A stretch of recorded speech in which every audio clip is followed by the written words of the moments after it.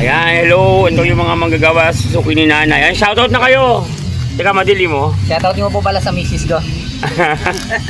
Diyan lang malakas. Misis daw talaga niya, baka rumawa. Ano eh. Ayan po. So, early in the morning guys, 5:30. Ayan na po tayo sa location. So, medyo maliwanag na. Ayan po. So, na-set up na natin na maaga ang ating mga kagamitan, pati ang ating siomai, fries, and burger.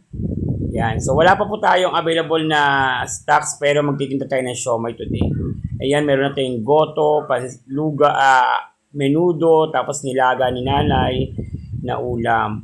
So, yan ang nanay ko at ang aking tatay. Yan. Diba? Supportive sila. Tapos, ito yung sa station burger natin today. Tapos, ito yung Hana Store. Diba? Kasi nga renta yung pwesto. Kailangan sulitin natin ang pwesto. Kasi meron niyang binabayaran monthly. So, kailangan magsipag sila at kami. So, tinuturuan ko sila mabuti kung paano mapadami yung kita, yung tinatawag natin na maparami yung customer. Like ko sila sabi sa kanila na bawal mainitan ng pagkain, kailangan laging malinis, at kailangan mahusay ang pakipag-communication sa mga customer para at least kahit paano nagiging as is, nagiging masaya ang lahat. So, eto po guys.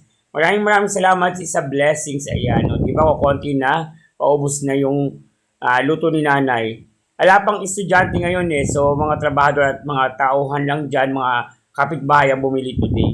So, good things din also. At naubos ang ating siomai, di ba? So, nakaubos tayo ng siomai natin. Kaya, ngiting panalo tayo. And bukas ulit, magtitinda tayo guys. Everyday na yan. So, abangan nyo kami palagi dyan, okay? God bless and happiness light. Maraming salamat mga suki sa inyong pagtangkilik sa aming Hana Store and more. Ayan, so I hope na nag-i-enjoy kayo at patuloy kayong bibili at patuloy kayong maging masaya sa service yun ng Budget Catering. God bless!